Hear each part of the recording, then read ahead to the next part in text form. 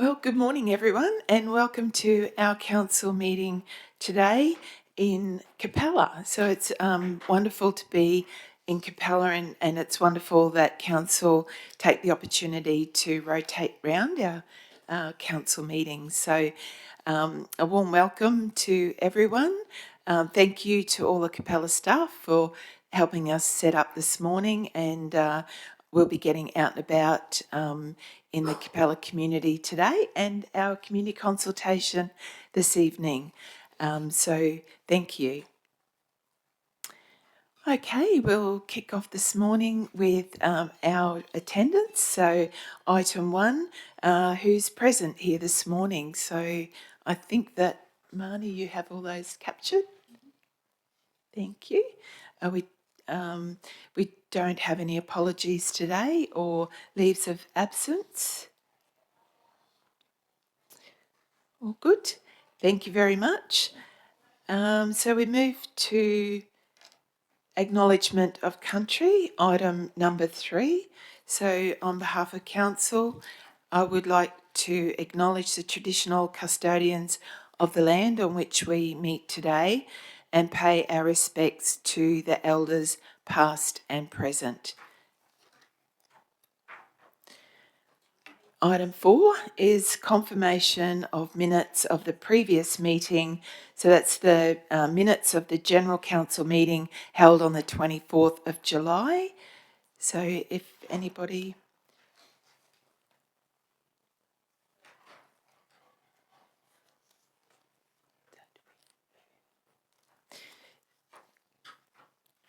So can I have someone to move?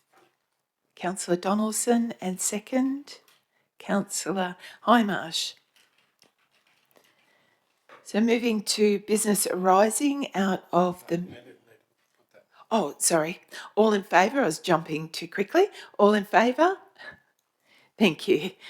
So we move to item 5, which is business arising out of the minutes.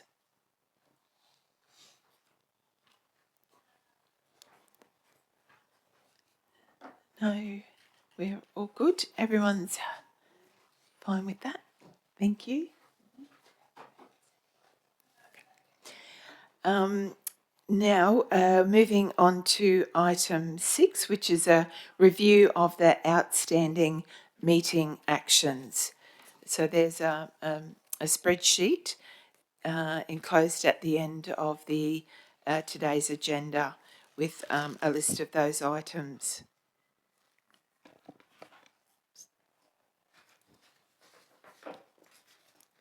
Oh, Councillor Cypher. Through the chair, thank you, Madam Mayor. I don't know what's happened to my computer, but it's gone crazy. It's gone berserk. It's not an outstanding matter, but I would like to request a briefing note on the staff housing strategy and where we're at with that. And also a briefing note on the update of the Willows water investigation. There's new councillors here now that possibly haven't, probably don't know the background on the Willows water situation. So I think it would be an appropriate time to have a briefing note and update us on where that's at and what could be the possibilities of happening moving forward. And also with the staff housing, we did have a brief discussion on this probably a couple of months ago now, and it was in regards to the different styles of housing that are available at this point in time, and looking at staff housing in relation to the workforce and accommodation strategy in connection with that as well. So if we could also have a briefing note on where we're at with staff housing and possibilities moving forward. Thank you, Councillor Cypher. I appreciate that. Now, I'll just take some advice from the CEO, if that's all right. With the housing strategy briefing note, so are you thinking that's something that would come to a strategy meeting, or prior to workshop that, or? probably needs, it's not for us to determine what it comes to, it's probably more for the organisation to determine. But for myself personally, I think Yep. it would be more of a workshop. Yep. But it's up to the organisation to decide whether it's a briefing note, workshop or a strategy. Yeah. Based on our policy. Yeah. No, that sounds good. So I'll take advice from the CEO. I think probably in the first instance a workshop would be appropriate, yeah, and then we can move it forward from there. Excellent. And were you thinking the same thing with the Willows Water? Because It's probably more of a briefing note. briefing note.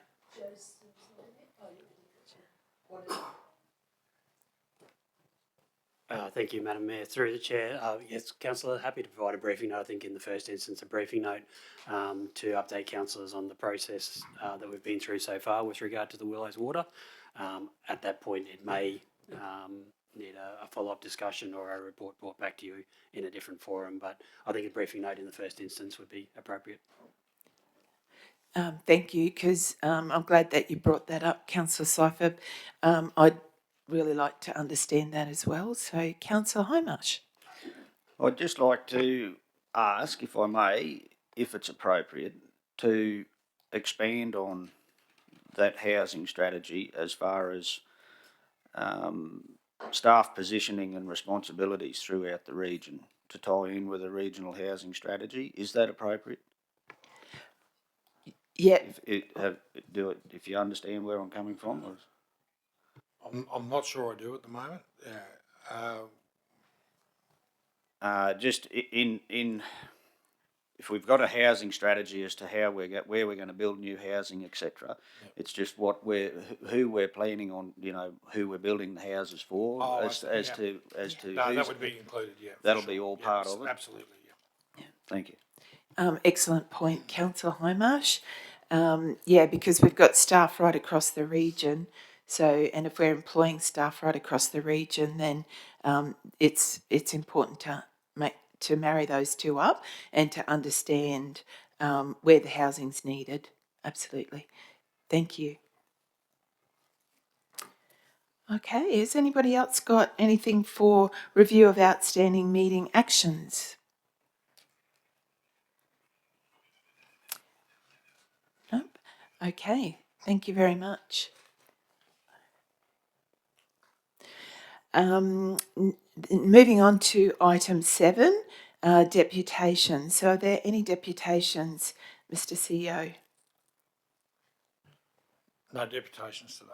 No deputations today. Thank you very much. Item number 8 is mayoral minute, and there's nil. So we move on to item 9, conflict of interest. So if there's any items today that councillors feel that they have a conflict of interest in, they can declare that now. And just a reminder that as we go through and discuss some of the topics, if you feel that you didn't realise that you had a conflict of interest and it comes up, you've got the opportunity as we go through as well. So thank you. So moving on to item number 10, which is petitions. So are there any petitions to be tabled today? Nope, thank you very much. So moving on to item number 11 is decision action reports. And our first report is item number 11.1 and is from the Chief Financial Officer. So item 11.1.1 is a monthly finance report for July 2024. So I'll hand over to our Chief Executive Officer, Arun Diaz. Thank you. Thank you. Good morning, councillors. Through the chair, councillors, the finance report presented is for the month ending July 2024. Councillors will start from page 85 of the report in your agenda. Councillors, you'll notice the operating result for the month of July is a $3.5 million deficit. Now, compared to the budgeted deficit of $15.4 million. There's the main reason for that is we have a $7.8 million increase in revenue, which was not budgeted for. And also, councillors, there was an underspend of almost $4 million. On page 86, councillors, just on the table there, you'll notice that the financial assistance grant was paid in July. Now, this was budgeted to be paid in June, but having received in July, that is one of the main reasons why the revenue is up. Thank you. And just for councillors' reference, the financial assistance grant paid is 85% of the advance payment of the 24-25 financial assistance grant allocation. Page 87, councillors, you'll notice employee expenditure has been underspent by $1 million and materials and services by almost $3 million. This combined leads to a $4 million favourable result against the operating expenditure budget. Page 89 shows council's cash balance, which is at $105 million. And also to notice, councillors, there is a restricted component of $34 million in there. And for councillors who attended the audit committee last week, you would have recalled that almost $40 million of the cash was restricted. Interest rate, councillors, it seems to be quite good, and we continue to earn good interest revenue, and interest rates are at 5.25% for the month of July. Page 91, total borrowings is budgeted to see a reduction, which by the end of this year will be a 5-year low. However, council needs to continue the trend to pay down its debt and increase its net cash debt position. Capital works, actual spend is 1.6% of the budget. However, when you add commitments to it, it is 38% of the adopted budget. All of council's business units have had favourable operating results compared to the budget. And on page 97 of the report, unpaid rates and charges at the end of July sits at $8.8 million. Now, this is down by $1.2 million from the previous month. It's still a good result compared to the previous month, but council officer continue to take efforts and follow up debts in a timely manner. We expect councillors that once we table our report to council in October, which would be a sale of land report, that's where council has an opportunity to address some of the outstanding debt, which has been more than 3 years as well. But councillors, as you see on the table there, most of the current year rates have been paid. The outstanding ones are really from prior year and 3+ years for water and general rates both. And lastly, councillors, sundry debtors is sitting at $3.6869 million, and 92% of that is really under the current terms, which is under 30 days. That concludes the presentation of the report. Councillors, I'm happy to take any questions. Thank you. Councillor Wilkins? Sorry, just a couple. So generally, it's pretty favourable. So I just want a couple of explanations. So on page 92, you spoke about that 1.63%. I don't know how you got that. Sorry. Yes, so that's $1.3 million, which is the actual spend, divided by the full year adopted budget of $83 million. Oh, okay. Thank you. And just on that, Councillor Wilkins, if you had the commitment of $30 million, that's where the 38% comes from. Yeah, I got that one, but couldn't work out the other one. So generally it's pretty favourable. So when you look at page 90 on that chart there, you've got this drop in interest, but that's only because that's a 1 month interest component, I take it. On the top chart? Yes. On the graph? Yeah. That's right. That's true, Councillor Wilkins, because the previous years are full financial years, interest revenue, whereas this is just for July. Yeah. So do you anticipate that it would still be going up at the end of the financial year? Councillor Wilkins, probably not at this stage. Okay. There has been a lot of speculation out in the market that interest rates will drop, Right. but we just have to wait and watch what happens with interest rates. Okay. Yeah. But whilst the interest rates are good, we try to capitalize as much as we can and take the benefit of it. Sorry, I'm going back all over the place here. So on page 88, when you're talking about the, what do you call it, your ratios. Yes. So the first ratio, is that the lower the ratio, the better? Is that the financial capacity or council controlled revenue ratio? Yeah, so councillors, the reason I didn't really touch on most of these ratios is because for 1 month, those results could be misrepresented. Let me put it this way: you need to wait for at least 6-7 months until you look at those long-term financial ratios, Okay. because we haven't still levied rates yet, which will happen next month. Oh, great. And so as soon as those things are done, and as capital works progresses, those ratios will basically be far more closer to the true picture. Right. But sort of so far so good, you think? Yes, absolutely. I mean, see, council controlled ratio definitely, we expect the 5-year average to be 72%, Right. and we've always had that. Okay. Yes. Thank you. Any other questions or comments for the Chief Executive or Chief Finance Officer? I just wanted to reiterate that it is looking favourable for this last month, but as you quite rightly say, it's because we've got some of that external funding in which changed that. But I also wanted to mention on page 88 of the report, I was pleased in looking at those ratios where you've got commented about the 5-year average result. Again, it's not just about looking at months. Some of these ratios mean something over a period of time. So that's important to understand. And also, I noted when you were talking about the restricted funding, the comment on from page 89, and that externally restricted component, is that mainly made up of reserves?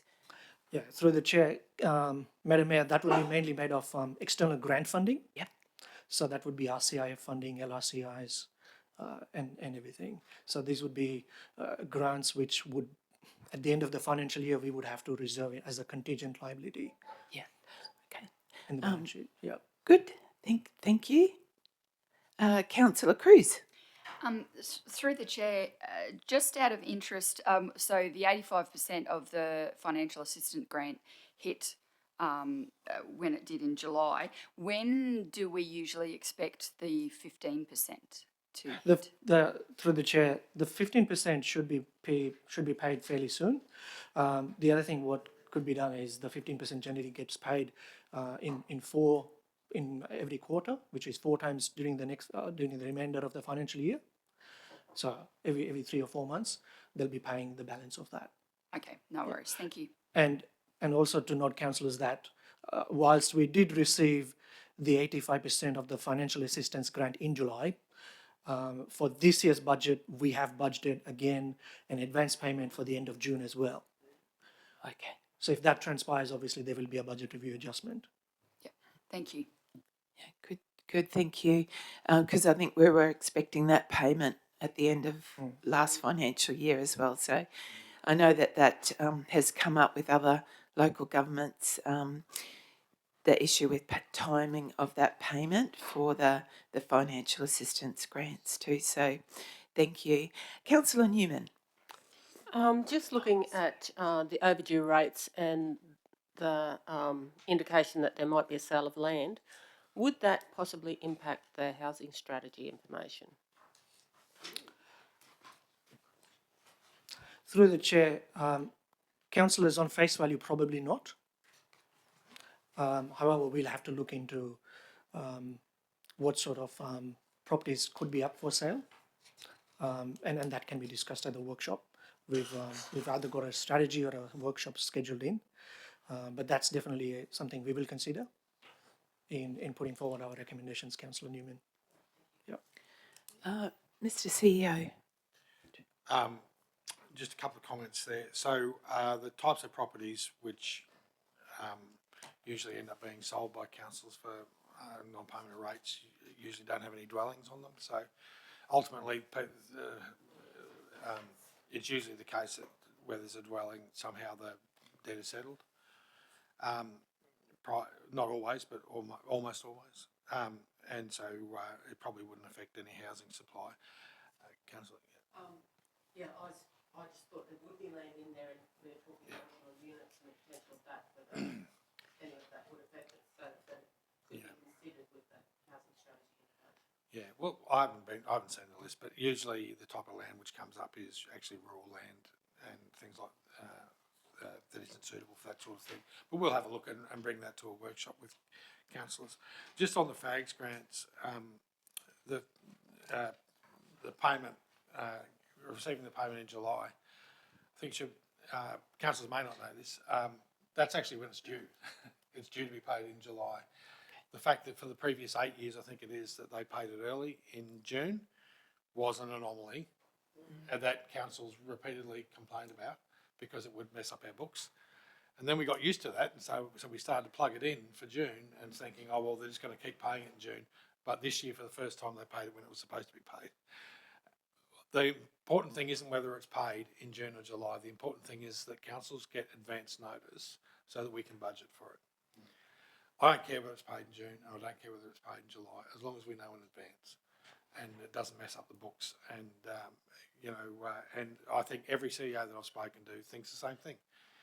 It doesn't matter, as long as we get it, number one, first we get it, and second, if we could have some advance notice of what's going to happen, that would be great. So that's the thing I think we all need to focus on in our messaging with the federal government, is let us know what it's going to be, and then we'll just work with that.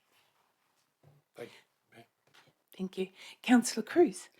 Through the chair, I'd just like to mention I think we should be very careful in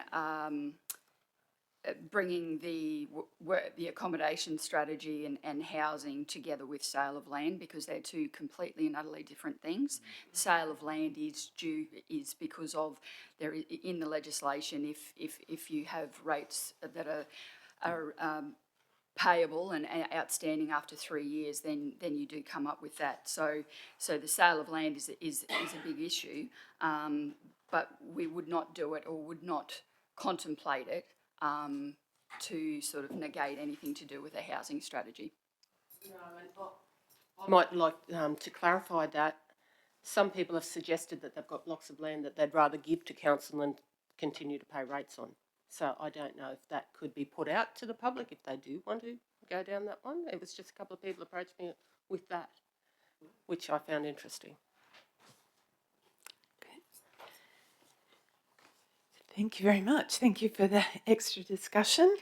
And I think the other thing is that with those FAGS grants as well, it's about making sure we get the amount that we would like. So I think we've been fortunate at Central Highlands to be maintaining the amount of FAGS grants that we've been getting. I know a lot of other councils, theirs have gone down. So we're grateful that ours have kept at the same amount or relatively the same amount. That's not to say that wouldn't like to see it increased as well going forward. So thank you very much for your report. And I just wanted to, if there's someone that would like to move the report, Councillor Wilkins, and second, Councillor Burns. All in favour? Motion carried. Thank you very much. Thank you. Moving on to 11.2 communities. So 11.2.1 record of proceedings for the Central Highlands Arts and Cultural Advisory Committee planning meeting on the 19th of July 2024, and handing over now to Acting General Manager Communities, Adrian Burns. Thank you. Thank you, Mayor. You've basically taken away my introduction there, because I was going to say the Central Highlands Arts and Cultural Advisory Committee is a council committee established to support council service delivery in the area of arts, culture and heritage. The committee met on the 19th of July, as you so rightly pointed out, and the record of proceedings is presented to you today. If it is okay, I will take that report as read. However, I have brought with me Ruth Hayden, our Arts and Culture Officer from the galleries, to answer any specific questions that may relate to that report. Councillors, if you have any questions, more than happy to accept them. Councillor Wilkins. Sorry to be a pain. So I know we had the meeting a while ago, but so just on page 6 of the report, or 120 of the agenda,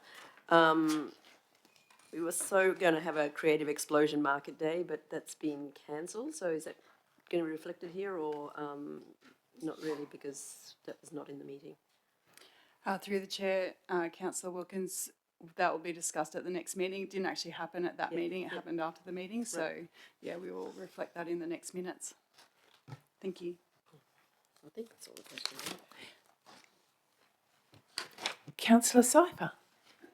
Thank you. I wasn't apology for this meeting, but I just want to acknowledge the tremendous work that Ruth has done. It is with great sadness for myself personally that Ruth is leaving the organisation. As I said to her yesterday, no one is indispensable, but she will leave a huge hole. It has been a pleasure and an honour to work side by side with you in the gallery. I have been inspired by you.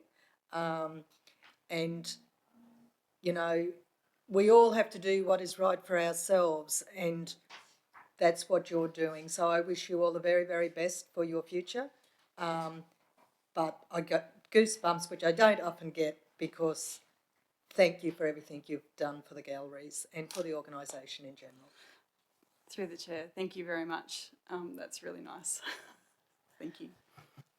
Oh, and I'm just sorry. I'm just finding out for the first time, and I didn't realise that you were leaving the organisation, Ruth. And thank you for those beautiful words, Councillor Cypher, because I think that we all definitely concur with that, and absolutely have seen the enormous value that you've brought to the galleries and to in the arts and gallery space. So thank you very much.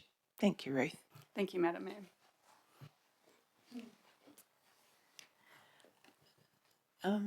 Councillor Newman.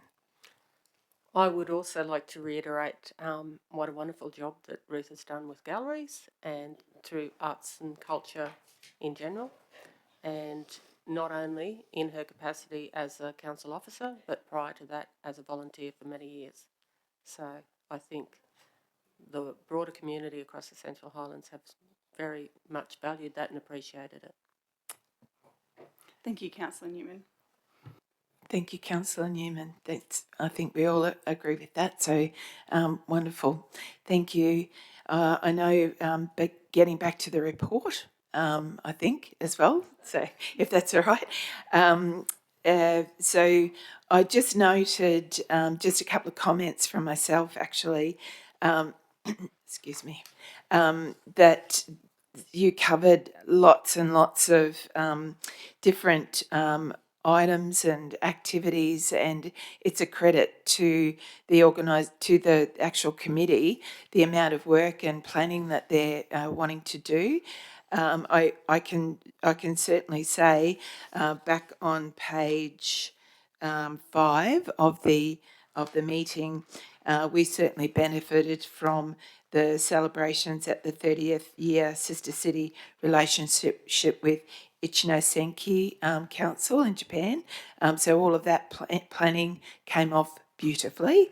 So thank you very much. And a huge thank you, as you were mentioning too, to all the wonderful volunteers that commit to this committee. Thank you. So if there's no other comments or questions, if there's someone who'd like to move the report, please. Moved Councillor Wilkins, seconded Councillor Cypher. All in favour? Motion carried. Thank you. And thank you, Ruth, and all the team.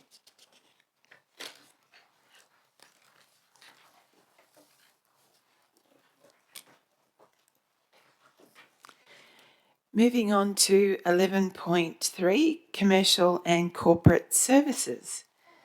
So 13.3.1, Central Highlands Regional Organisation of Councils, or the CHRC, as we know them, Central Highlands Regional Council Digital Plan 2024-28. So handing over to General Manager, Commercial and Corporate Services, Carolyn Knutson. Thank you. Thank you, Madam Mayor. Through the Chair, good morning, councillors. The Department of Infrastructure, Transport, Regional Development, Communications and the Arts, through the Central Queensland Regional Organisation of Councils, has identified that a digital plan for each local government area will be a requirement for future rounds of the Regional Connectivity Program funding. I now hand over to the Manager of ICT, Clinton Nicol-Dixon, to speak to the report. Thank you, General Manager Knudsen. Through the Chair, good morning, Mayor and Councillors. The CHRC agreed to work in partnership with NBN and Telstra to develop local government area-specific digital plans, which will act as an informative resource for grant funding and advocacy opportunities such as the Regional Connectivity Program and the Mobile Black Spot Program. The plan provides targeted actions at helping to bridge the digital divide between metropolitan and regional areas, stimulate innovation, attract investment, and improve overall quality of life for residents. Council has a strategic destination goal to drive our council and the region towards a digital future, and this plan is a supporting pillar to council achieving this outcome.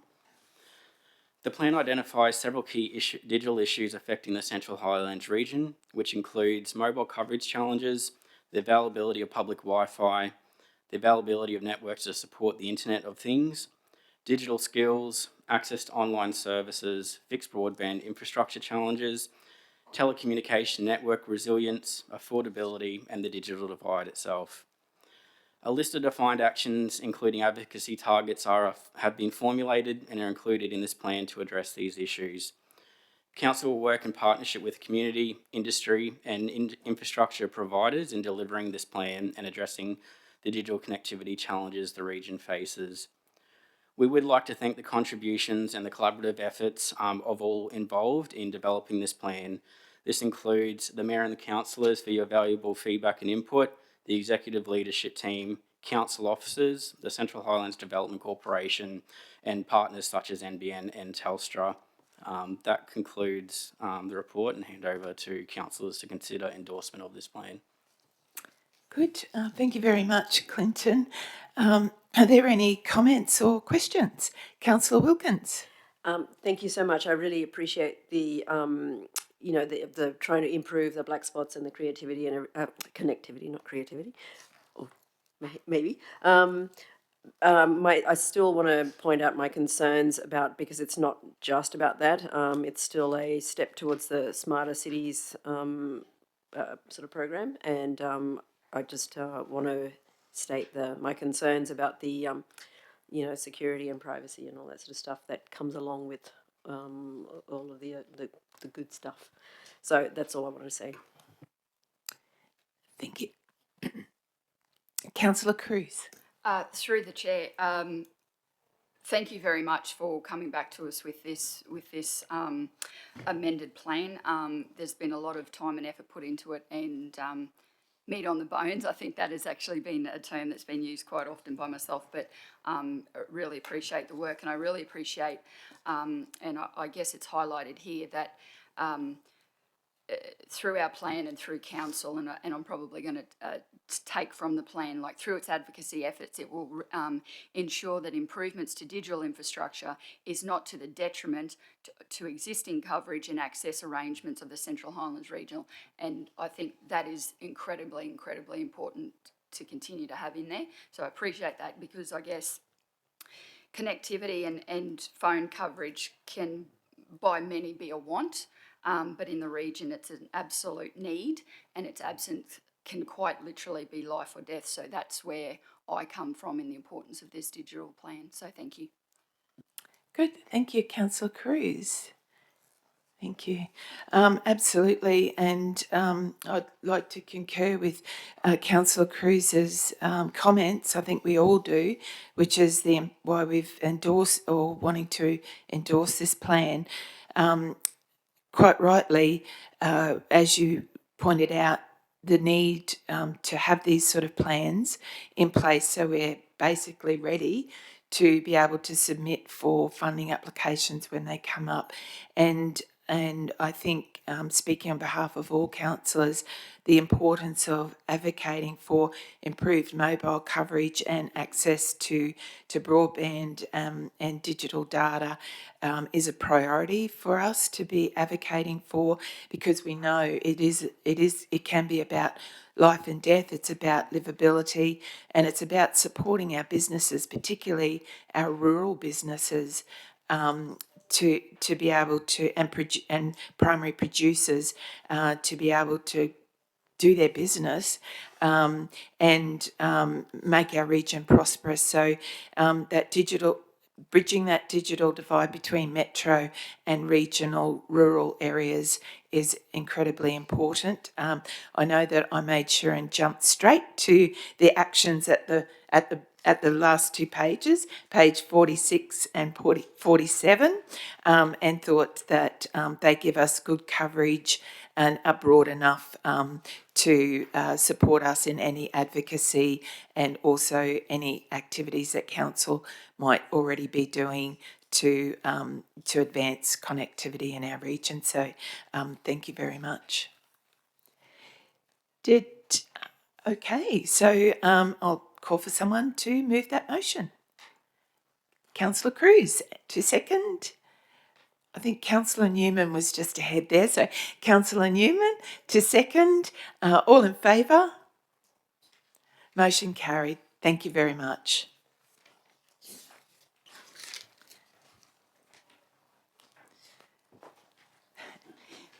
So moving to item 11.3.2, which is request for fee waiver, Emerald Airport landing fees, Scouts Queensland. So I'll hand back over to General Manager, Commercial and Corporate Services, Carolyn Knutson. Thank you. Thank you, Madam Mayor. Through the chair, in April this year, Council was contacted, or Emerald Airport was advised that Scouts Queensland were looking to host an event in September this year to bring youth members and their families from in and around far north Queensland to Emerald for a weekend of aviation fun. On the 14th of this month, the branch advisor for Scouts Queensland Air Activities contacted the Emerald Airport to request the waiver of landing fees for aircraft between Friday the 20th of September and Sunday the 22nd of September. For Council's information, general aviation landing fees are based on weight and the aircraft intended to be used in each landing, and it equates to around $16 to $20 per landing. It's anticipated or estimated that the total fee waiver will be approximately $1,000 to $1,500, so $1,500 for the weekend period. And I now hand over to Council for your discussion and consideration. Good. Thank you very much. Any comments or questions from the councillors? Councillor Hindmarsh. Through the chair, I think it's important that we be seen to support and promote these types of initiatives for not only the aviation industry but throughout in any learning or educational initiatives such as this to promote employment not only within the Central Islands but within the council. I'd like to think, I hope that at the same time we can promote on ground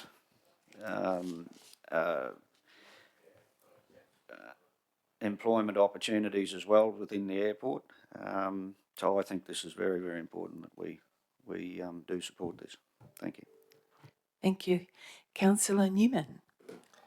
I think I'm in support of the initiative. I think it's fantastic to be a training ground for a new cohort of young pilots and to offer the opportunity of the exposure of the Emerald Airport to the broader community across central Queensland.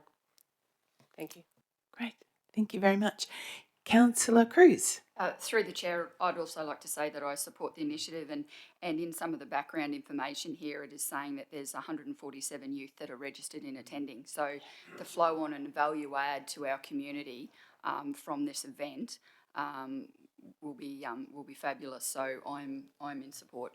Thank you. Thank you. Councillor Whiteman. Also, through the chair, I'd like to support this. It's also important to note that in the past few years at least, we've had other organisations other than Scouts. These sort of fly-in days have been very popular, and especially, I mean, they're popular with everybody, but especially for kids, they are memories that these kids will hold on to for a long time. I'd like to encourage other organisations to organise similar things. I think it's a great idea. Thank you. And Councillor Donaldson is the chair of the Airport Advisory Group. I think it's a privilege for Emerald to have this here, because they could have chosen any regional airport really. And I think it's a great initiative, because with aviation, if once these young people get exposed to this sort of thing, I think history tells us that once exposed to sort of, there's a million jobs out there with the aviation issue, not only pilots, but all the rest that comes with airports. Once exposed to these sort of things, it's always in the back of their mind that there's opportunities for employment everywhere. And as you know, we are struggling at the airport to for the AROs and things like that. And if we can encourage the young people to keep that in the back of their mind, I think it's going to be great, not only for our region, for the whole of Australia.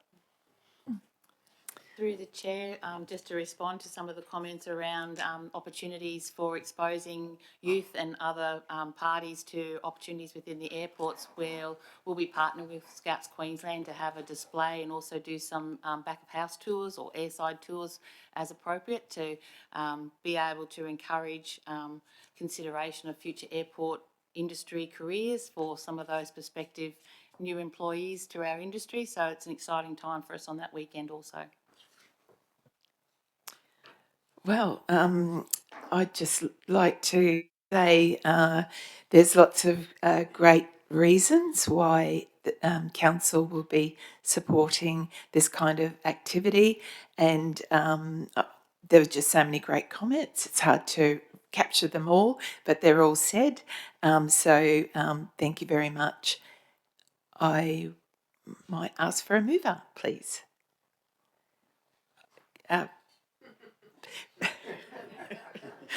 That was very quick. All in support. I think Councillor Cypher, you were just ahead and to move. And seconder was Councillor Burns. Oh, well, we're the only two probably but you're very quick to put your hand up.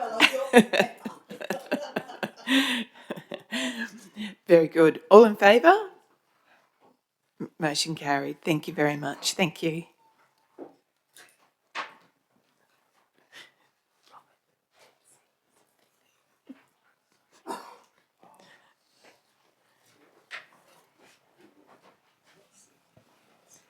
So moving on to 11.4, infrastructure and utilities. So first item is 11.4.1, permanent road closure, portion of Moody Street and Pritchard Road, Emerald. So handing over now to our General Manager, Infrastructure and Utilities, Jason Houlihan, to present this report. Thank you, Madam Mayor, and good morning, councillors. The report today seeks Council's consideration of a proposed permanent road closure of two portions of road adjacent to Lot 25 SP 248574 and Lot 903 on SP 176172, as indicated on the attached maps. Councillors, this section of road reserve has a history with council, and there's 2 previous council resolutions with regard to providing all-weather access to the lot 25, back from council report in 2014, which endorsed the construction of a road, and 2018, where a section of this current road reserve that's proposed to be closed in this application was rejected by council in 2018. The report covers a number of key factors with regard to council infrastructure within the proposed road closure areas, including sewer rising main between lot 25 and lot 903, and a significant drainage path on the western side of lot 25 through and potential future water easement needed there. So for council to maintain a considerable access to those key infrastructure, significant easements would need to be put in place, which still would restrict council in terms of what our future use we would have with these road reserves. The recommendation, councillors, is that council objects to the permanent road closure of the 2 portions. Happy to take any questions. Thank you. Thank you. Are there any questions or comments, please? Councillor Hindmarsh. I think it's important, through the chair, I think it's important that that it's noted to the proponents, that are the people that are asking for this, that the specific reasons as to why we are, or that I believe, or if we do decide to object to it, in my opinion, it's the access to the council infrastructure that's important here. It's, if we go and close these roads, we've then got to work on easements, etc., and it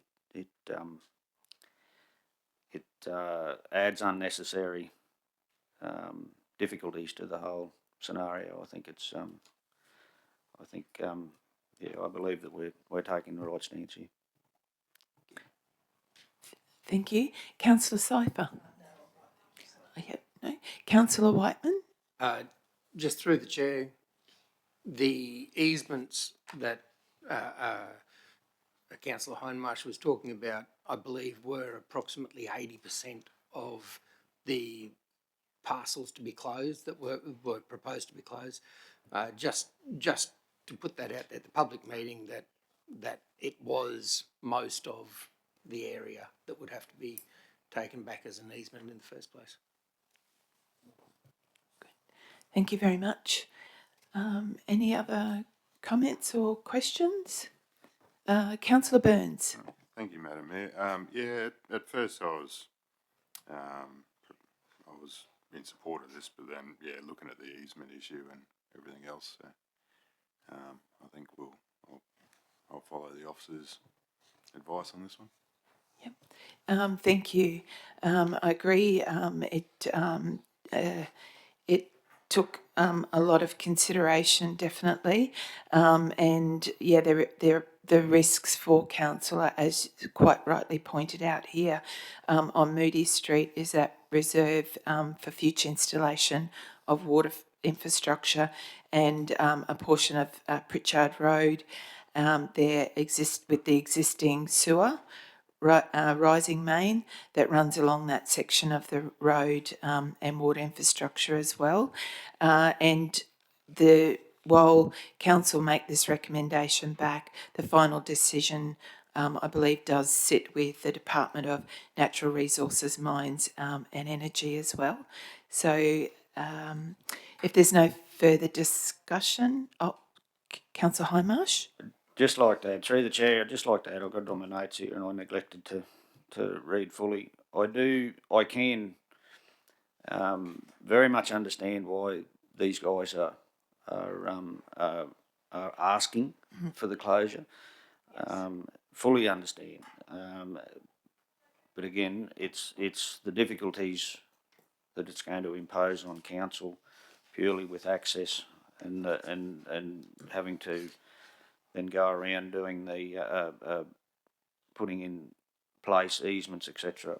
I think it's I think there's possibly other ways that the situation could be handled. The difficulties could be handled in the future if they deem that they need to try and address them in another way. Yeah. Thank you, Councillor Homarsh. Absolutely. Thank you very much for that. I'll read out the recommendation and then ask for a mover and seconder. So the recommendation is that Central Highlands Regional Council advises the Department of Resources that Council objects to the permanent road closure. 1, a portion of the Moody Street Road Reserve adjacent to Lot 25 SP 24 8574, 51 to 59 Birch Drive, Emerald, and 2, a portion of the Pritchard Road Reserve, which remains between Lot 903, SP 176 172, and Lot 25, SP 248 574. Can I have a mover, please? Councillor Wilkins, seconder, Councillor Cypher. All in favour? Motion carried. Thank you, General Manager.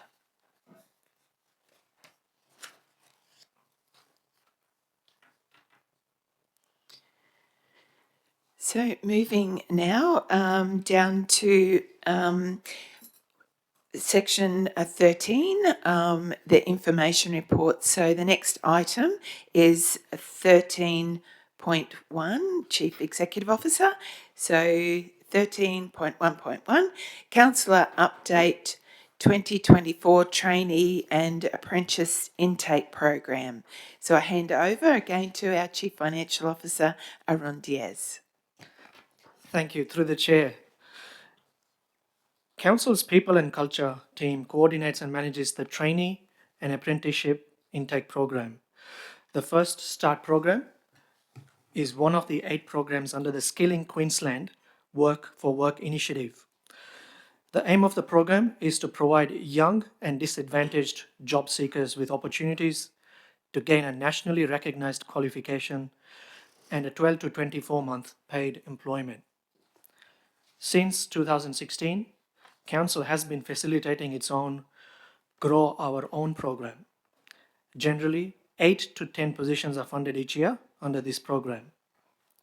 For the past 3 years, Council has been benefiting with an average completion rate of 92%, with 83% of trainees and apprentices securing ongoing employment with Council. In 2024, 4 apprentices and 15 trainees are undertaking qualifications. With that said, councillors, I have Sandra Lehman sitting beside me. Sandra joined Council as a finance trainee in March this year and is studying a Certificate 3 in Accounts Administration from the Central Queensland University. Prior to joining Council, Sandra managed a small business in Indonesia, and after moving to Australia, Sandra has held many roles in the retail sector. Most recently, and prior to joining Council, Sandra worked for the Cotton On retail store, which is located in Emerald. Sandra wants to obtain technical qualifications in accounting and gain work experience in a local government. Since commencing her traineeship with Council, Sandra has assisted mainly the rates team, but also procurement team in undertaking stock takes at Capella. I personally find Sandra very enthusiastic, a keen learner, and always ready to assist the wider finance team and the procurement team. I personally, when I was making some coffee in the lunchroom, I asked Sandra about her motivation about the role, and she told me she feels very comfortable with numbers, and she has always been very good with numbers.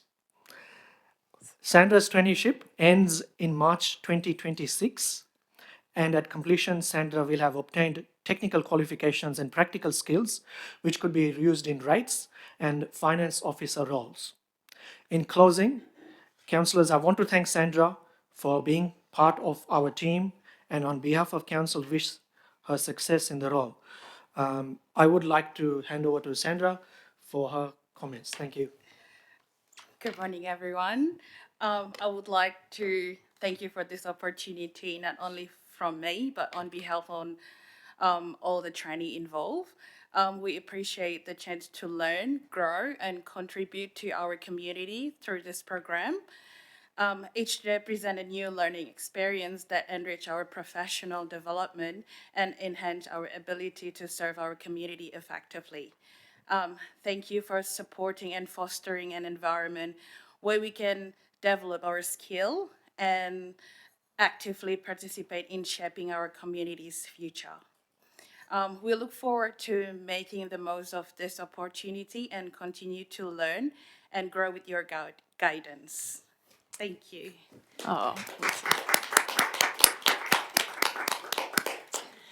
Oh, look, can I just say firstly, welcome Sandra to the council team, and also congratulations on obtaining your traineeship. So thank you very much for being here today, and this is an awesome opportunity for council to be telling some of the great stories that I don't think we've been telling well. So I think every single councillor around this table are here and support grow your own program with Inside Council. So I just wanted to say thank you very much. Congratulations, and I'll pass it over to some of our councillors for any comments. Councillor Cypher. Thank you. Congratulations. Learning is a continuous journey, and it's absolutely fantastic to see that you've worked in the retail sector but have aspirations for something higher. Yeah. And I'm sure the Mayor won't mind me adding this little bit, that the Mayor and myself, and probably many others sitting at this table, actually pursued a advanced educational journey in well after our school days through CQU. So, and the Mayor on to a doctorate at another university as well. So education is continual. This is only the start of, I think, a lifelong journey. Yeah. And congratulations and welcome on board. Thank you, Councillor. Thank you very much. Mr. CEO. Thank you, Mayor. Isn't it wonderful to have Sandra here? And I just wanted to say something. Sandra, I found out before the meeting that she had shown or sent on the papers for today's meeting to a family to let them know that this was going to happen. So they'll be watching online for sure. So hello to Sandra's family. But it's so important for organisations such as ours to invest in young people and to bring them through the organisation and to create opportunity for people within the region. And I want to thank Sandra for being a part of that. I want to congratulate all of our teams that have been involved in that, for the host team, of course, in finance, for looking after her and helping her develop and learn on her journey. And it's great.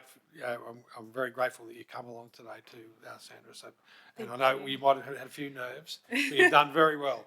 Thank you very much. Yeah. Thank you very much. And yes, hello to Sandra's proud family, where I can see the pride in her manager's eyes there, and all the support that we can give you on your journey.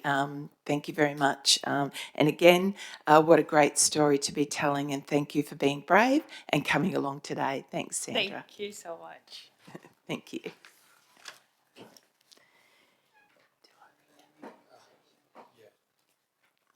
So I'd just like to read out the recommendation. So that the Central Highlands Regional Council receives the councillor update in relation to the 2024 trainee and apprenticeship intake program for the Office of the Chief Financial Officer. So any mover? Councillor Wilkins, seconder. Councillor Donaldson. All in favour? Well done, congratulations, and might take this opportunity too to say congratulations to all our trainees and apprenticeships apprentices across the organisation as well. So thank you.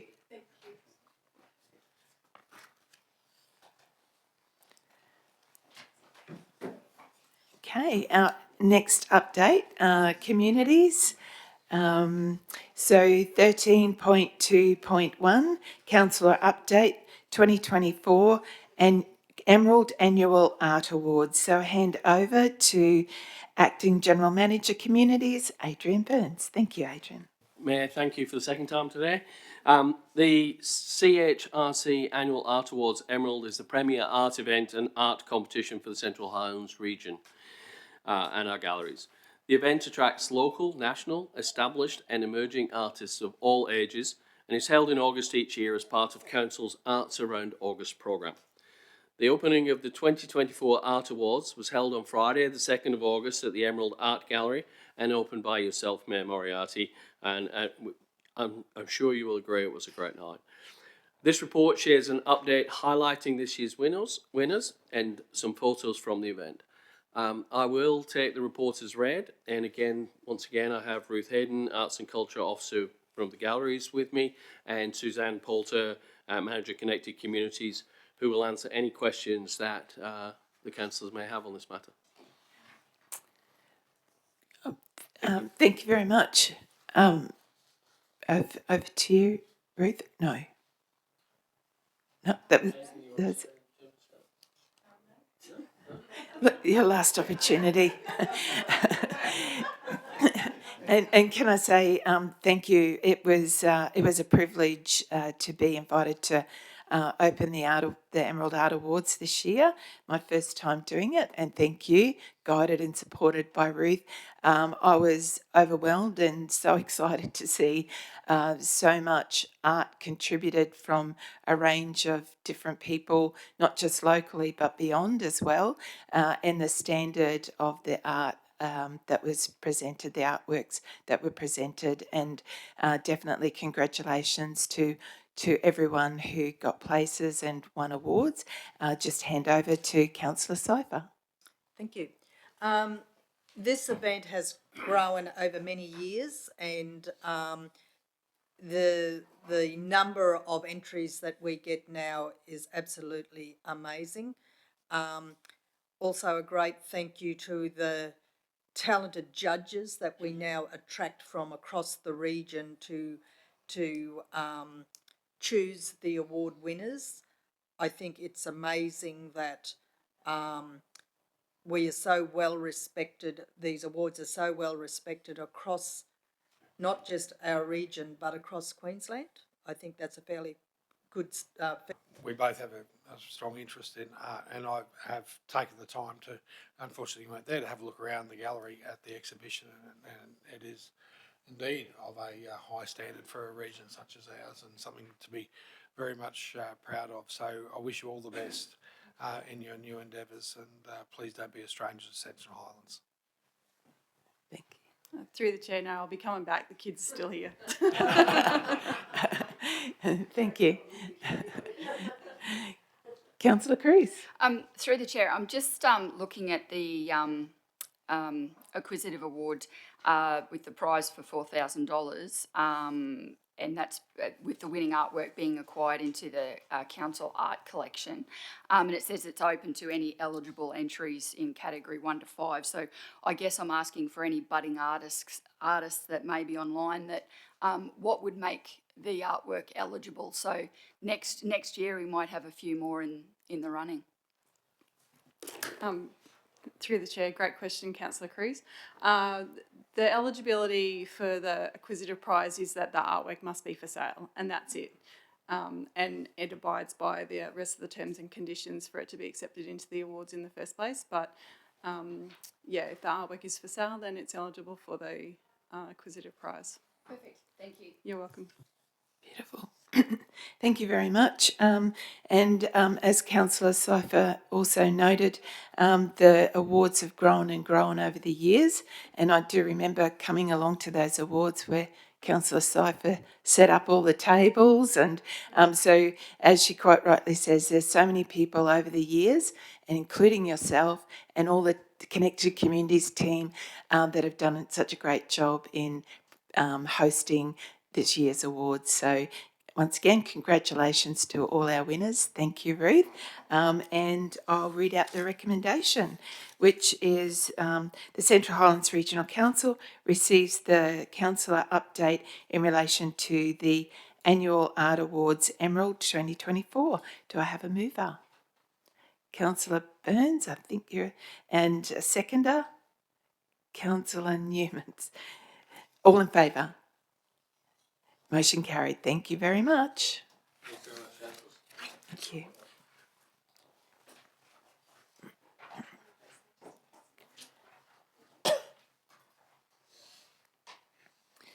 Okay, moving on to item 13.3.1, Councillor Update 2024 National OzStab Awards. I hope I said that right, of excellence. So handing over to General Manager, Commercial and Corporate Services, Carolyn Knutson. Welcome back. Thank you. Thank you, Madam Mayor. Through the chair, I haven't got Brian or any of the colleagues from the Emerald Airport with me today. They're busy at the Emerald Airport making sure the planes land. So I'm here by myself to present the report on behalf of the Emerald Airport team. So this report provides an update to councillors in relation to celebrating the council was named the winner of Category 4 Excellence in Pavement Recycling and Stabilisation in Local Government. This award is a national award, and Rolleston Runway Strip Rejuvenation Project has won that prestigious award at the recent National OzStab Awards of Excellence. So by way of background, Council provides a bitumen seal chip runway that is 1,148 metres in length at Rolleston, which serves recreational and small commercial general aviation aircraft, as well as a staging post for air support in natural disasters, and also supports a 10-seater aircraft for the local coal mine. This project was completed last year, and it was a collaborative effort involving the Emerald Airport team and also internal team within council, local civil engineers, George Byrne Associates, and contractors Stabilised Pavements of Australia. Council allocated $1,567,500 for the project, of which 50% of the $1,402,530.57 was eligible for external funding, which Council approved for us to go for the external funding, and we were successful. So as a result, that project was 50% funded by Australian funding, Australian government funding, which allowed Council to undertake that project at a minimum cost, given it was a 1.5 million approximate project. Prior to commencement of the project, there were a number of options considered as to best to utilise the funds of Council. And option one, the stabilisation and repair of the runway was chosen at approximately 1.6 million. The funding was received in 2022-23, and the project was finished in November 2023. Post the project, within 2 months of the chip seal being laid, we did have a significant disaster event with the 360,000 hectare fire at Carnarvon National Park, which put that runway into effect very quickly. As a result of the air traffic supporting that response to the natural disaster, the runway did suffer some damage with regards to oil spills and early turning on the runway. However, we're still in a monitoring and management type of phase where it was recommended to us by the engineers not to do immediate repairs on the fresh chip seal, but rather to wait for the elements to settle the runway strip, and we're still in a monitoring phase of that, and we're hopeful that there won't need to be any remediation works on that strip as a result of the original damage that was occurred as a response to fighting that fire. However, the absolute advantage to that community and to our region was that that airstrip was open and able to assist with the response, and certainly played a major part in minimising the impact of that disaster. So as a result of that, and we're very thankful for our partners, we put in for the award this year, and as a national winner, we certainly want to celebrate that with the team and acknowledge the efforts of the Airport Reporting Officer, Rodney Manane, in relation to his project work on site as well, and of course Brian Griggs' Emerald Airport team. So I hand it over to Council for any questions or discussion. Very good, and congratulations. I'll hand it over to Councillor Burns. Thank you, Madam Mayor. At first, when I saw the title, I was a bit concerned about stab awards taking place in Australia. I'd just like to congratulate the team. This is a good effort, and as you said, it was put to use straight away, and it was needed at the time. So it shows that it was a good investment. Thank you. Thank you very much. Councillor Whiteman. Yes, through the chair, thank you very much. The township of Ralston has needed the upgrade to this airport for this landing strip for a while, and the facilities that we have there now have turned out to be really well appreciated and quite well used. So yeah, we've been very, very happy with it. Good. Thank you very much. And speaking of Rolleston community, at the recent community consultation at Rolleston, we were able to share with the community that the award had been won, and they were very proud that their airport had received such prominence in the awards. So thank you very much for the comments. Certainly congratulations to Rodney and Brian and all the team. And as you quite rightly say, the upgrade to this airport is a vital piece of infrastructure and can mean the difference between life and death for some people, and that's for community, for fighting fires, but also supporting the business, the industry that's around the community. And I was just going to hand over to the chair of the Emerald Airport Committee, Advisory Committee, if you wanted to say a couple of words as well. I noted that you've got your quote in here. Yes, caught me off guard. I think it's a great thing, any award that the council can receive from a national body is great. And as with the airstrip at Ralston, it was very timely that we did upgrade that, because if those planes had to fly a lot longer distance, the extra cost involved in that to the Australian taxpayer, and I know that the airstrip has been used by other people now, which is good to see, and hopefully it will continue to be used in the future, and maybe we might be able to encourage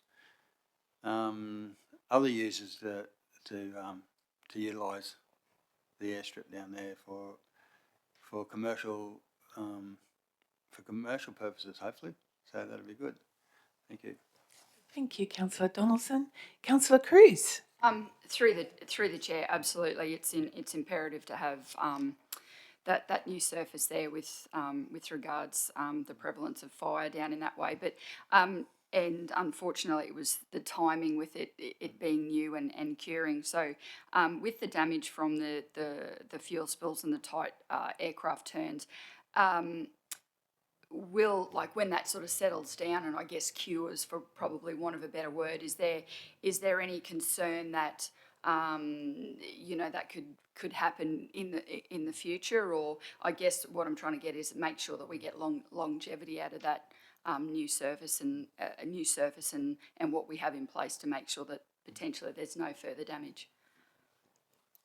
So through the chair, at the time when the damage was created, the manager of airport was in constant contact with the air services that were utilising the facility or the runway strip, and there was reminders for pilots to, obviously go to the end of the runway into the turning node as opposed to turning mid in the runway strip itself.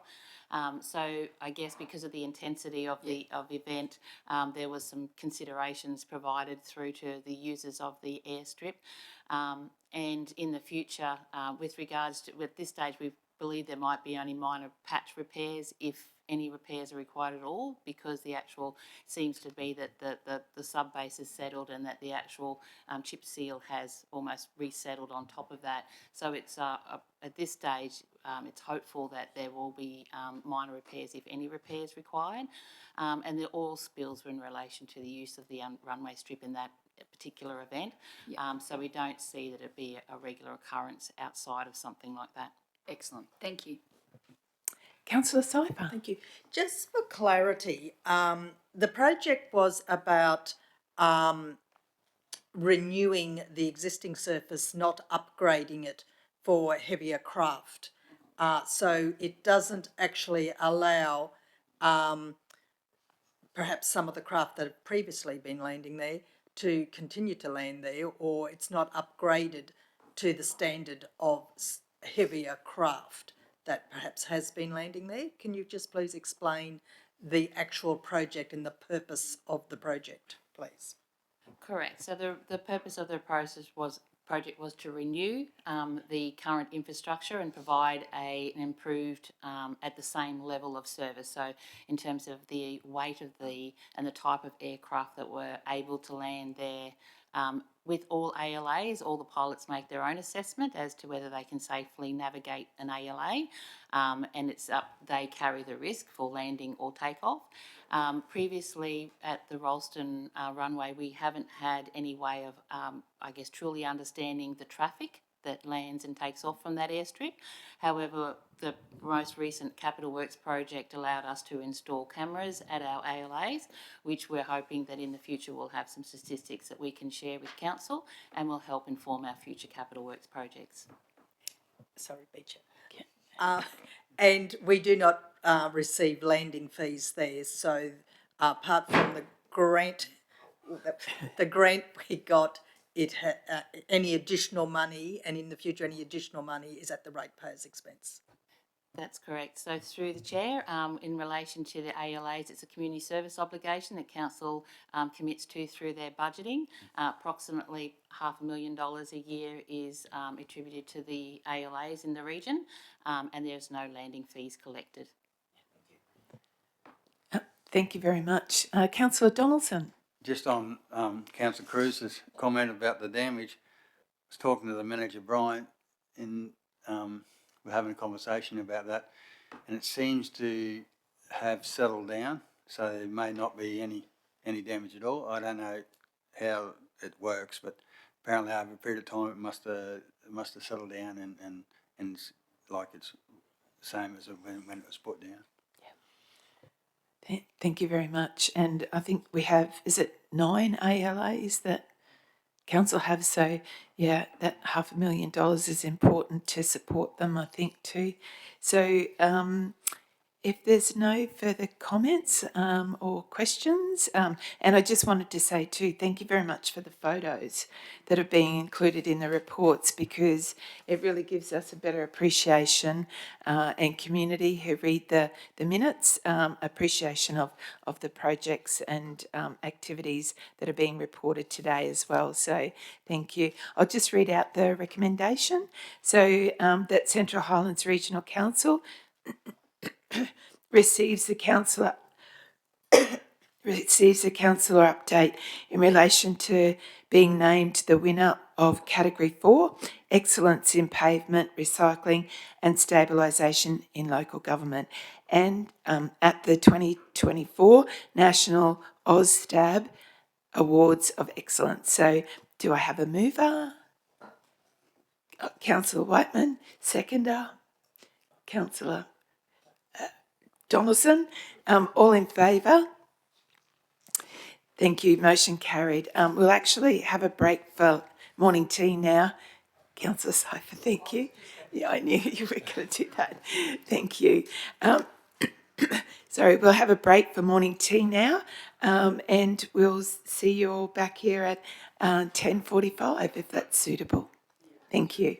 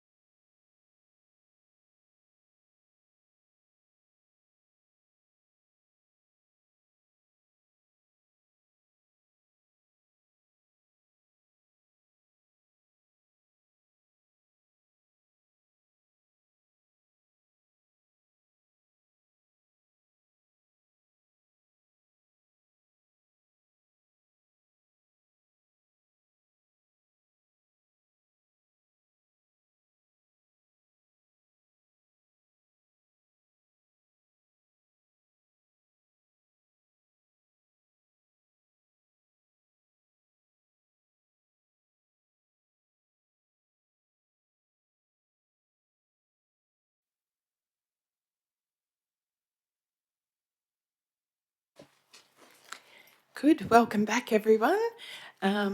We're just coming back to our General Council meeting today, and we're moving to item 13.4.1, Councillor Update Capella Smart Water Meters Installation.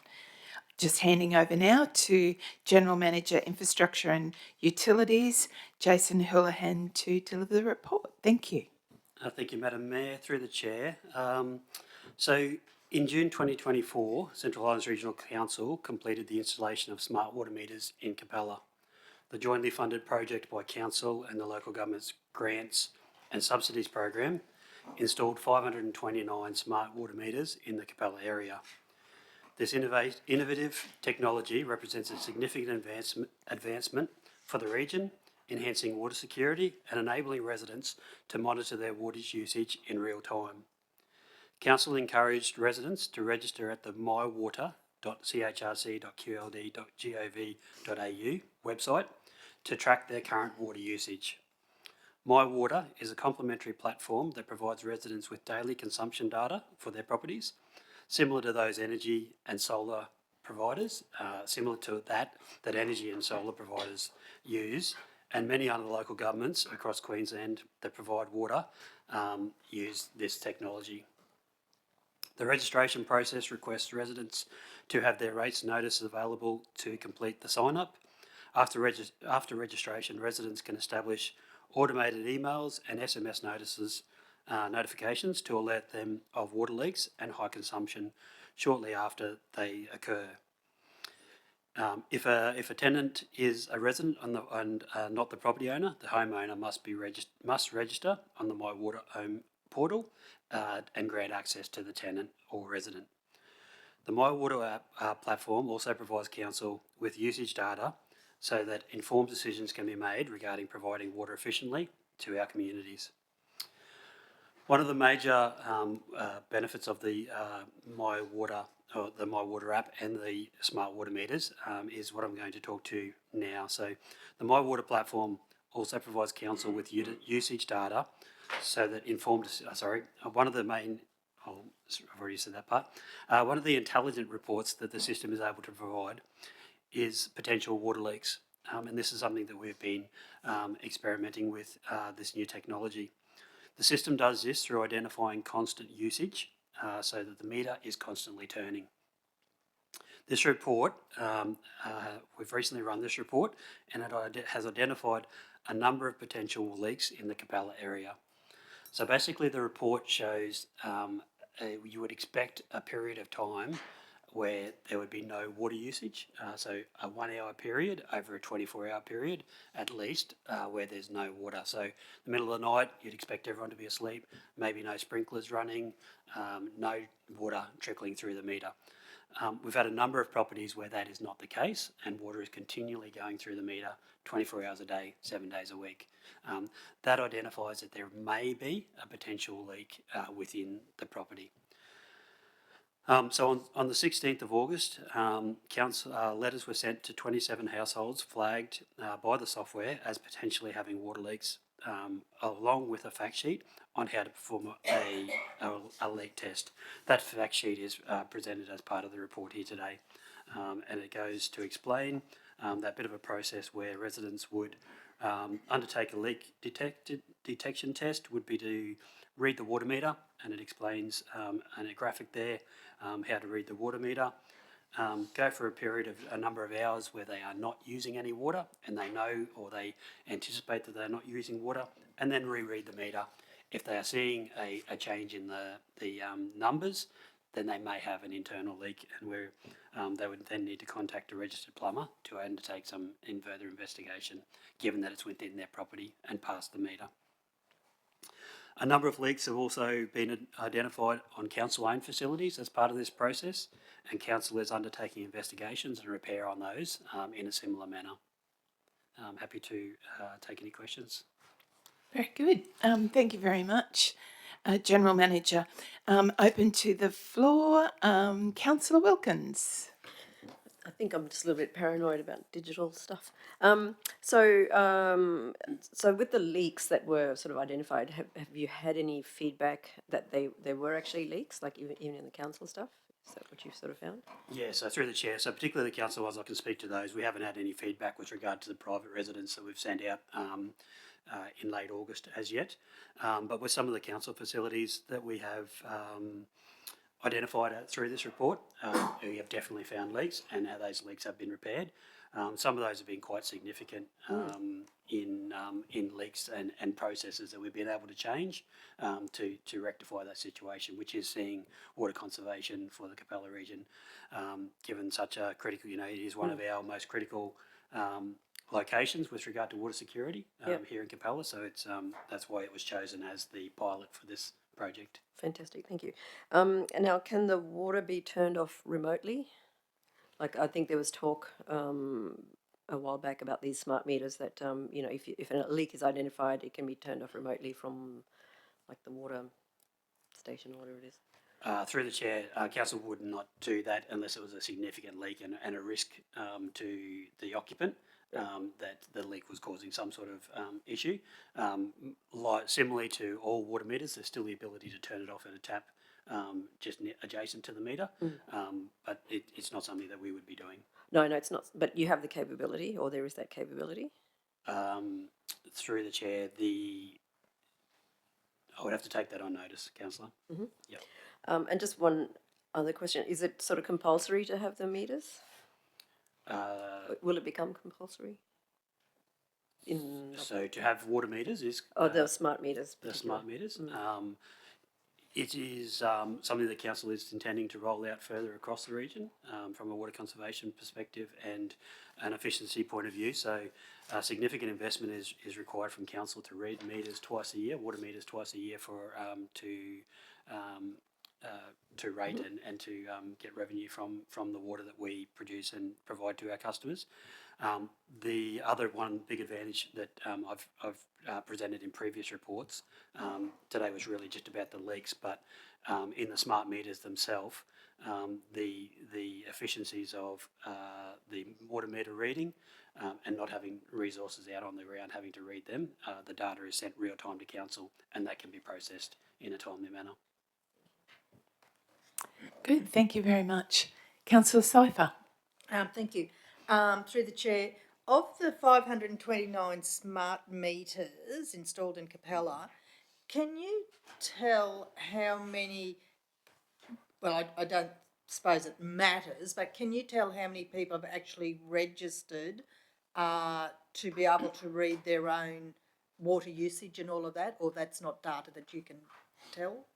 Through the chair, I could tell you I don't have that information. No, sorry but to hand. it has the... I can provide councillors with a briefing note with an update on how many people have registered. It's very so we have the number of people. I don't have access to the actual portal, but you can tell. Yes, because it may just need, if there isn't a big uptake of registering, we might just have to actually push that through the CRG, or just as councillors talking in our communities to encourage people and demonstrate the advantages of being able to control and your own water use and to actually have the capacity to see that. Because I know we've just, many people across the region have just gone with smart power meters, ergon energy meters, and tell you what, that's been a blessing in my household, because as a rural landholder, the contractors just weren't coming out to read your meter, and for 2 years I got threatening letters because I wasn't allowing contractors on my place. Well, that wasn't the case, they just didn't come. But so for me, who has already got a smart meter for my electricity, and I don't live in town, so I'm not having a smart water meter, unfortunately. But yeah, I'm fully supportive of them. Thank you. Yeah, thank you, councillor. And I think just to touch on your point there, it does, the water leaks can be at a considerable cost to ratepayers in paying for that water. So by registering them and them getting the information firsthand, I guess the reason why we've taken the opportunity to write to people is that they may not be registered yet. So we've written to them advising them of the information that's available to them. Great, excellent. Councillor Cruz. Through the chair, so I actually attended the training that was available over at for 2 days, I think the whole 2 days over at the Cultural Centre, and I have also signed up to the My Meter app, and the information that there is incredible. Buy off the shelf, but they're similar size to a AA battery that goes in there, that we would replace at about a 10-year interval. But similar to any other water meter, they do have a life. So even a water meter that is not a smart water meter has a lifetime, and we have to replace them to maintain the accuracy of those. Thank you very much. Councillor Whiteman. This is, through the chair, this is a great water saving concept. My only concerns with this are the fact that it's digital. I've got a watch from my grandfather that is 60 years old and it works fine. I've been through 3 iWatches from Apple, whatever they're called, Apple Watches, in the last couple of years. My concern with this is the lifespan of the unit, what digital system it uses, what radio system it uses. We've just seen the 3G system close down. Our water monitoring that we personally have was all on 3G, so it hasn't closed down yet, but it will be closed down this year. So it'll become redundant once that system closes down. What is the digital system that these water meters use? Through the chair, probably the digital, so it is a small radio signal transmitter, and I couldn't tell you what transmission it goes across, but it is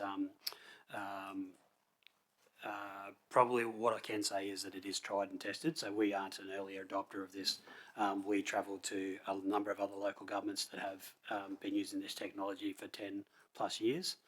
We took the learnings from those other local governments and councils in terms of what platforms they use, what technology they use, and what actual smart meter, because there's a number of different brands out there that you can of the actual meter itself, and a lot of providers that provide the meter. So we learned from the other councils that some, as I said, have been using from 10 plus years.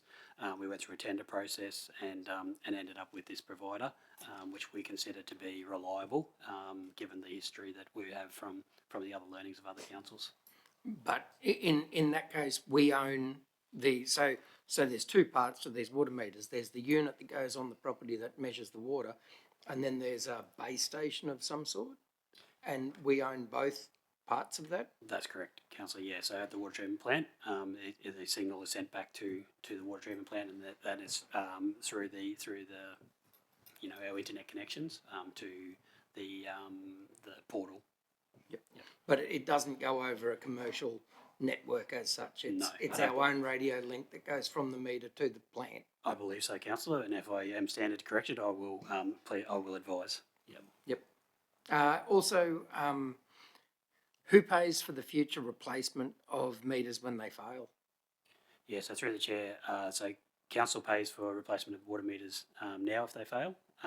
So that is a similar process. I guess what we'll see in the small cost of replacing a battery once every 10 to 15 years, we'll see considerable savings in the efficiency of water meter reading over that period of time. Twice yearly, the resourcing and operational expense on council to get those meter readings will be a significant saving to council operationally moving forward. Yep, and I agree with that. I was talking more about the meter itself, whether it's usable life. As you said, conventional meters do fail as well, and they're probably a lot harder to tell when they have failed. They just stop counting. Exactly. And these ones, at least when they fail, they stop talking to you. But yeah, I'm interested in just how long these units will last compared to conventional ones, the cost of replacing them, that sort of thing. Good. Thank you, Councillor Whiteman. And you raised a good point there, or whoever asked too, about the batteries. Given the rate of technology change, hopefully the provider has that stock of batteries as well. If it's every 10 years, we need to replace them. So good point. Councillor Wilkins. You just keep putting the fear of God into me, don't you? It's like digital. So I guess yeah, my concern is digital, and the accuracy and things like that, and how easily it can sort of be manipulated. So I guess, is it possible to have the analog version and the digital connected, so you can see whether they're actually in alignment or not really? Through the chair, that would be at a considerable cost to council. So the decision was made, I guess, by the previous council to apply for this funding by the state government through the local government grants and subsidies program. So it was significantly funded by the state government as a trial here in Capella to run 2 lots of infrastructure in parallel. Would be at a significant cost to council moving forward. So what I mean is, like, you've got your old meter, and can't you just attach the new meter kind of to it, so you can see whether there's sort of a yeah, correlation? They would both be sorry, councillor. So through the chair, they would both be a council asset. They would both have to be depreciated. Okay, They would both be at a significant operational cost to council to keep both operational. Yeah. And sorry, just to what Councillor Syfe was talking about, the registration, so that's just to see what your... So that you have access to your information. Yeah, okay. Yep, cool. Councillor Newman. Yeah, along those lines of the registration, I was just wondering, have you shared that fact sheet, which is very informative, with the schools so that the children who are more technology literate might be able to assist their parents or grandparents or whatever in the community? So great idea, councillor. Well, we'll follow that up. Thank you. Awesome, thank you. Councillor Cruz. Through the chair, probably not through official channels, but it has been mentioned via the Capella State School P&C Association with regards to the rollout, because they are, they have the kids on their 4-minute showers, and are that's one of their little projects, is making sure about water security. I just wanted to go back to, you said about sort of probably benchmarking with other councils. And I guess one of our cousins, Mackay Regional Council, has had this rolled out for some time and region wide, and has had great success over there.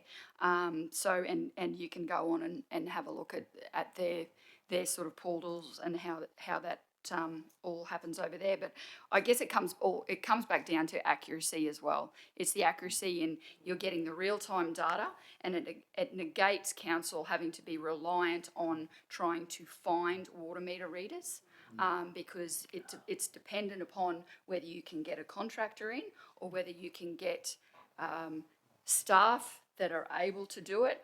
And it negates that whole process, and it also, I guess, at the forward end of it, it also negates any angst that may happen with regards the rates team as well, when people sort of ring up and pardon me, have these water bills that may involve a concealed leak. So if you've got that real-time data, that can save that heartache at that end. So I think it's an incredible thing. Thank you. Awesome. Councillor Donaldson. Yes, I think it's a great thing too, because data's at your fingertips. I was just wondering, what have you worked out what the saving for council is over a period of time, if it was decided to roll out to the whole community, every community, with the cost of the meter itself and the reading, say, over a 5-year period, if you don't have to read it because you've got it? Is there a significant saving there? Or Councillor, so through the chair, I do have access to, and not in this report obviously, but I do have access to that. So in the funding application we did for this project to roll out in here in Capella, that was presented as part of that funding application. Broader, that could be extrapolated further to roll out through the whole community. I guess just in saying that, so like all assets, water meters have a life, so our existing water meters have a span, so that we have a rolling program, and in every year's capital program there is an allocation to replace water meters. So on average we replace probably, let's just say 10% of our water meters through a rolling program each year over 10 to 20 years, probably less than 10%, but probably over 10 to 15 years we would replace water meters. So in doing that, would be part of that rollout of the normal replacement program of the water meters, but upgrading them in that process. Or council may decide to front end that and do through some other funding application, roll that out quicker. See the old mechanical reading meter, is it lifespan much longer than these? Well, do you know whether they last longer or shorter period than these new ones, or? Yeah, through the chair, it's debatable. So again, they do tend to lose their calibration. So obviously, over a period of time, you get less accurate water meter readings. Sometimes for the better, sometimes for the worse. Yep. They do lose the accuracy. So there's this, I guess, and again, as Councillor Whiteman, I think Councillor Whiteman mentioned before, at least we'll know now in real time rather than over a period of 5 years where it might be reading one way or the other. Thank you. Councillor Whiteman. Through the chair, just out of interest, is there a significant cost difference between the digital water meter and the mechanical water meters when you're installing them? Through the chair, so the water meter itself is not a significant cost. It's with the installation of the initial setup of the platform, etc. But now that that's been funded through this program, it should be easier to roll out across the rest of the region. Yeah. If we decide to continue that path. But ongoing, the replaceable parts of the system, the water meters themselves, are equivalent in cost and possibly lifespan. Yes, okay. I'm taking that point, Councillor, and I think what I think is best for me to do is maybe come back to you with a bit of that overall financial assessment. There is an initial cost increase in the meter, which is slightly higher, but again, it comes back to that long-term saving of the meter reading. So I'll put all that together maybe and come back with a different the overall financial I'm sure position. that, as you say, with the long-term cost of the meter readings, it's always going to be cheaper. Yeah. Yeah. Yeah. But happy to provide that information, Councillor. Good. Thank you very much. Awesome. I concur with everyone. It's great that we're able to pilot this at this project at Capella to see how it rolls out and what the benefits are, and also the risks. Absolutely, and it's so important that we are using technology to bring about efficiencies and cost savings, because the provision of potable water for council is one of the hugest expenses that we provide on behalf of our ratepayers. So, and also it's great that the consumers themselves can to monitor the usage of water, especially if you're looking to change those water use and water conservation to water conservation habits. So thank you very much for that. Thank you for the great discussion. So I'll put the recommendation is that Central Highlands Regional Council receives the councillor update in relation to the installation of smart water meters in Capella. Can I have a mover, please? I think we've got Councillor Cruz and seconder Councillor Cypher. All in favour? Motion carried. Thank you very much. Okay, moving to item 13.5.1, councillor update, recruiting and training of water industry workers. So I hand over again to our... no, I was just trying to get this right. You've got a couple of... Acting General Manager, People, Safety and Legal, Jason Houlihan. Thank you. Thank you, Madam Mayor. Through the chair. So the report today is obviously a lot of these reports today have common themes in both recruitment, training, and for me, celebrating the work that's being done in the water industry as well. So this report is sort of pulls a lot of those together into the one. And I thank the CFO and Sandra previously for also celebrating the great work that's done by our people and culture team in working collaboratively with our departments, specifically our recruitment team and our training and development teams. So this report, so the Queensland Urban Water Industries Workforce Snapshot Report 2022, developed by the Queensland Water, states that in many parts of Queensland there continues to be a growing shortage of qualified water and wastewater treatment plant operators, with the issue more pronounced in regional areas. Increasingly, even larger utilities are being affected by these shortages.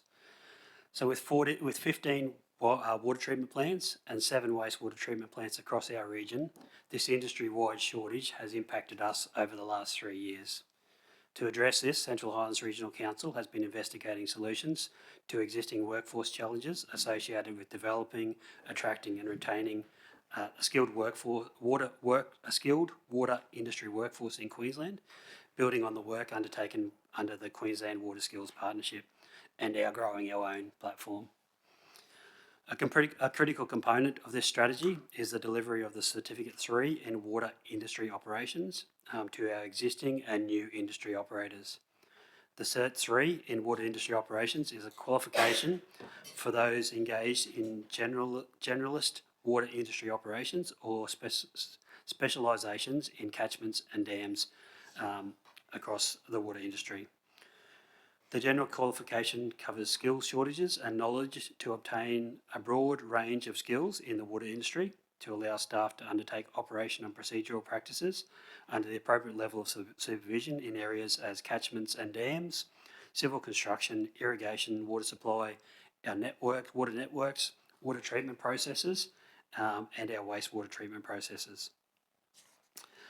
This specialisation covers the skills and knowledge required to monitor and operate and maintain drinking water treatment plant operations, specifically in the Central Highlands Regional Council area. Council's training and development team have worked closely with the industry experts, trainers and the water utilities team to tailor units within this qualification to ensure the delivery mode and schedules were achievable. In 2023, 6 operators commenced their upskilling and achieved their qualification in the February 2024. A further 11 operators are now undertaking their study as part of the 2024 cohort. Qualified treatment operators will undertake gap training in an additional 3 units of competencies along with this cohort in 2024. Recently, a number of our treatment operators, I'll use another example for reference. Last month we had 3 apprentices finished in our workshops from a diesel apprenticeship.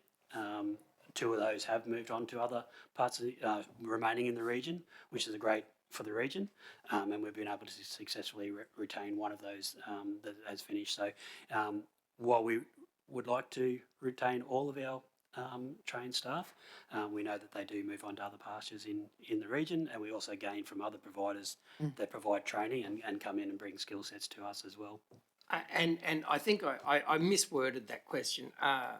I was trying to get at whether or not by training these individuals we were actually retaining more staff, rather than asking whether we were training people who are leaving. And I apologise for that.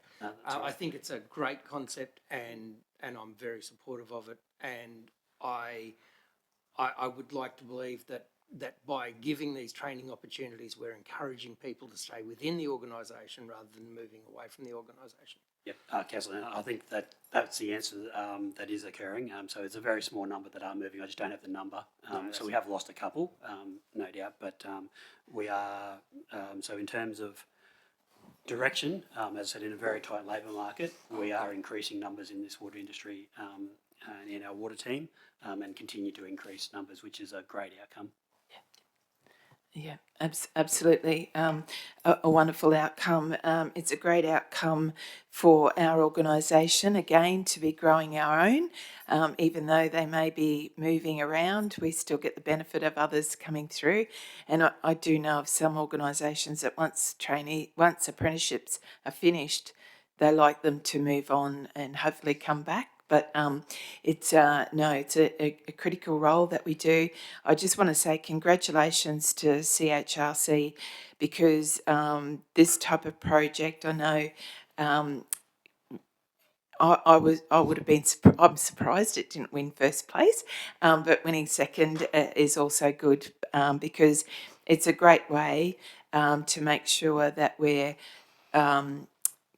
being able to attract people at the right levels as well. Sometimes we can't get the trained people, but if we come up with ideas like this to recruit people into the organisation and build their capacity, it's a great way to be exactly growing our own, but also it's an innovative way to be making sure that we're addressing an industry-wide shortage of people working in the water sector. And I think you modestly said 3 years, but I'm sure it's longer than 3 years. This has been a challenge for the sector.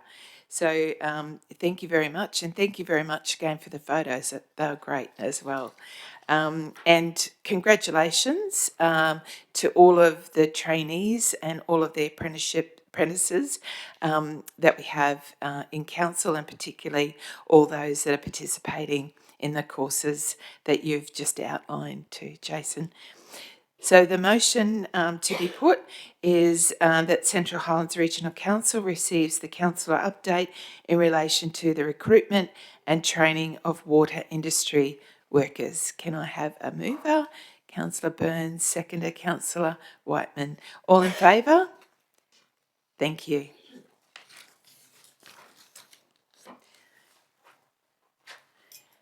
Moving on to 13.6, Chief Executive Officer. Item 13.6.1, update engagement of recruitment agency for the position of Chief Executive Officer. So handing over now to our Acting Chief Executive Officer, Ross Musgrove. Thank you, Mayor. Councillors, this was a motion at the last council meeting to bring back a report with an update on where the recruitment of the CEO position is up to. During that time, the intervening time, a firm leading roles has been engaged by council. They were selected by the Mayor and Deputy Mayor. The position has been advertised. It was advertised last Friday, and I know that there's some interest because I've received a couple of phone calls from people wanting to talk to me about it. So I think we're well and truly underway. The role will be advertised for 3 weeks, and there'll be a process after that of long listing. So cutting down a very long list to a long list, and then followed from further inquiries and feedback, a shortlisting process after that, and then interviews following that with the shortlist, and then coming back to council at some point following that, once a successful candidate or a couple of candidates have been identified. So that's the process from here, and well and truly underway. Good, thank you very much. Councillor Burns. Thank you, Madam Mayor. Thanks for this update. It's very good. I just saw a typo, so I thought I'd, with the dates on page 1, you've got the 22nd of November 2024 instead of 23 for the resignation of the last Chief CEO. So. Thank you. I'll take that on board. Yeah, thank you. Oh, Councillor Wilkins. So, and it's probably not related to this, but just moving on from this. So, if you say you get 10, but none of them are sort of suitable, what happens there? So that'll be a matter for the panel. to decide, and I'm very confident you get more than 10. And sometimes you don't. When I left Western Downs, for example, it took 2 rounds of recruitment to find somebody that they were happy with. So it's not automatic that you'll get the person that you want in the first round, and it'll be a matter for the council and the panel, and then secondly the council to decide if hopefully you will find somebody in the first round.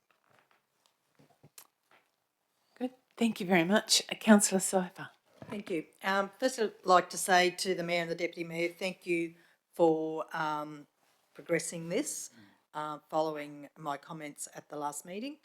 Now, there is still a lot of steps to go through, and according to that resolution back in April, there does have to be a panel, and there was a suggestion that there was going to be community people involved in that. I'd like to see that discussed with the recruitment agency and that progressed while the applications are still coming in, because you don't wait for all the applications to come in prior to the recruitment agent actually speaking to councillors as well. So I, suggest that we get proactive on that between the two of you as well to progress that while the applications are coming in. That would be, thank you. Thank you, Councillor Sypher. And we've already set meeting dates to go through that process as well straight away. So we're definitely on the same page. Councillor Cruz.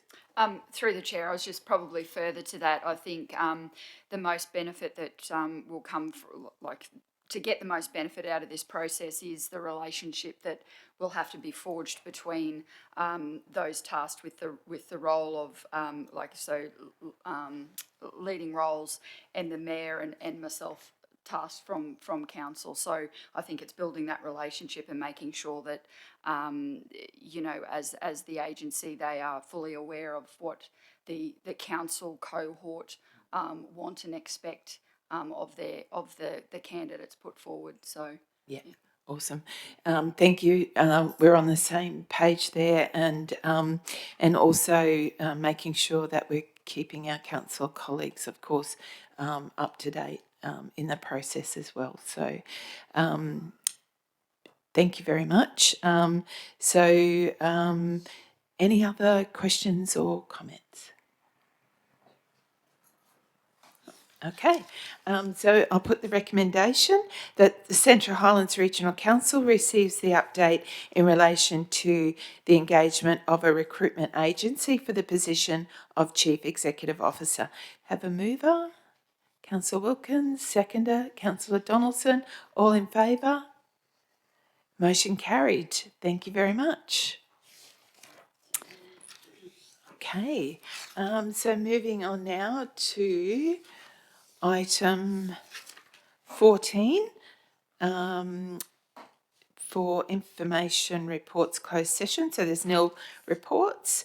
Then we've got our late agenda items. There's no late agenda items. Item 16, notice of motion. So nil. And open the floor to general business. Councillor Hindmarsh. I'm not certain if this is the appropriate time. Possibly not.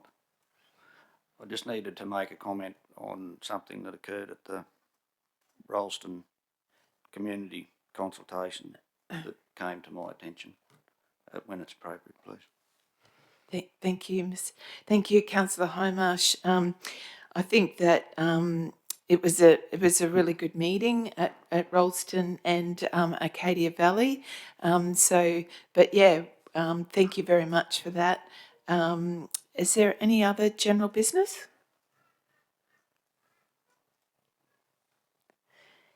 Okay, moving on to item 18, which is community acknowledgements. If anybody excuse me, has any community acknowledgements.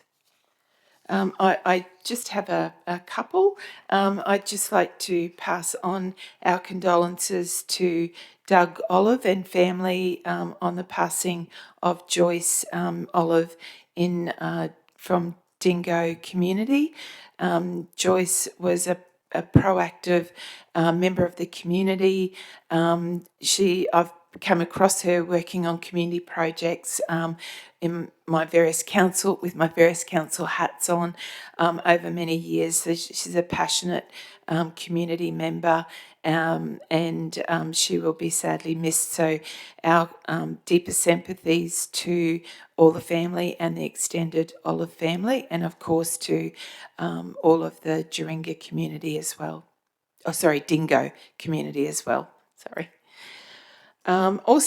Secondly, I just wanted to make mention of the visit from the mayor and chairman and 2 staff members who came over from Ichino-Sinki Council in Japan recently to visit our region, and we were just thrilled to have them travel all this way and to demonstrate their commitment and how much they value our sister city relationship between Ichino-Sinki Council and Central Highlands Regional Council. It was an exciting opportunity to showcase our region or many of our communities. They're only here for a few days, so we did manage to get them to Blackwater, Emerald, and the Gemfields. I also wanted to give a shout out to Blackwater community and the Connected Communities team who worked so hard to coordinate all of the activities over the days that our special mayoral delegation was here. And a huge shout out to all of our councillors and everyone that was involved and sent their best wishes.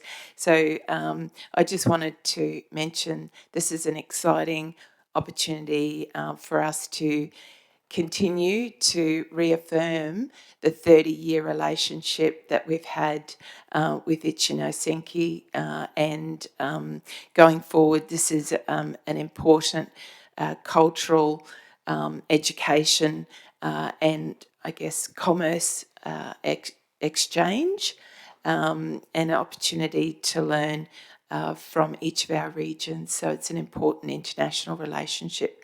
So I just wanted to make that acknowledgement. So moving on to item 19, which is a closure of our meeting. So I think the time is 11:35 a.m. So thank you very much to everyone. Thank you to the Capella staff. Thank you to everyone from council that have been here, and also hopefully we catch up with some more Capella community members today getting around, and if not, we will see you this evening at our community consultation meeting at the Cultural Centre starting at 5 p.m. Wonderful. Thank you all very much.